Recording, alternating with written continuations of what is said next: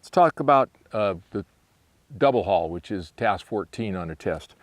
So let's just go through some of the things the examiner is looking for to determine whether or not they're going to pass you. If you're double hauling, reasonably well and your loops are pretty good, you still may fail if your mechanics on a double haul are flawed. So let's take a look at it. The first thing they're looking for is they want to see an equal haul. So you're going to be hauling 50 feet of line. They want to see if this is where my line hand stops on a forward cast and a back cast. Let's say that's an 18-inch haul. They want to see that same 18-inch haul on a forward cast. So the forward cast and a back cast should still be an 18-inch haul. Now the problem is that oftentimes when we go to back cast, these hands separate, but that doesn't mean this hand was hauling. So you're going to have to haul the same length on the back as you do on the front. Same thing in the front. When you come to the front, when you're here, you've got to haul the same length. So my haul should be here and here, the same length. They don't have to be exactly symmetrical, but they need to be about the same length. The other thing looking for at 50 feet is they want to see a haul, because remember, you're teaching a student. So even though you don't have to haul very far, a lot of times when I'm casting 50 feet, my haul may be this big, because I just don't need it. It's easy enough to cast with one hand. But the point that you're trying to get across to a student is how to haul. So make sure your haul, you don't want to have a haul down to here for this cast, but you want to have a haul that's probably 18 inches long, something like that, front and back. Another thing you're doing, I'll try to turn this way, you're going to see my hand is traveling as close as I can to parallel to the rod. What they don't want to see is your hand out here when you haul. They don't want to see your hand coming out to the side and creating that kind of an angle with your line, because you're losing efficiency because you're dragging across this guide at right angles or close to it.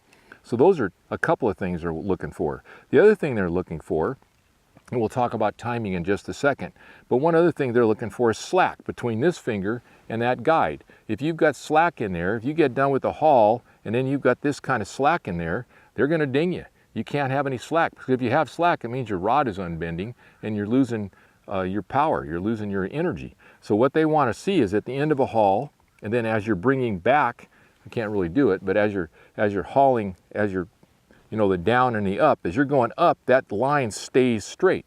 And so you're going to see that quite a bit. Now watch from the front, and you're going to see the same thing. It's parallel to the rod. You're also going to see that each haul is almost exactly, in other words, my hand moves. Don't look at the relationship between your hand and the rod, because the rod's moving. Your hand has to move 18 inches. So if you're going to be doing this haul, you want to concentrate on hauling so that both hauls are the same length. And you can see my hauls, every one of them starts right here and finishes here. You can start down here and finish here if you want to. That's okay too.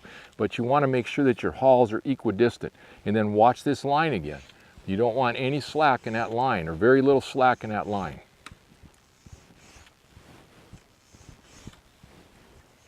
So now, in terms of the timing of the haul, there's a lot of disagreement about when a haul ought to start. Here's what I think after watching tons of people haul and listening to a bunch of people talk about when to haul.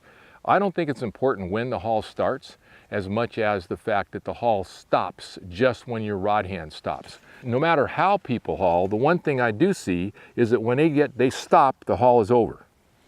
Same thing on the front. When they stop, the haul and the stop are almost simultaneously. So those two things are really important. Whether you put your haul over the entire stroke length or casting stroke, or you just put it at the very end like I do, that's not as important as the fact that the haul has to stop just as the rod tip stops, or at least your hand stops. The rod tip's obviously going to do some rebounding. So those are the things we're looking at. So what we're going to do is take some pictures and slow down a little bit, and slow it down so you can kind of see it. And remember, the task is 50 feet, nice loops, and the point is you should have a haul on your pickup, and you need to make 5 or 6 repetitions before and don't put it down until the examiner tells you to put it down. So that's something we're going to try to really concentrate on, is a good pickup and then nice loops with the hauls the same all the way through the entire task.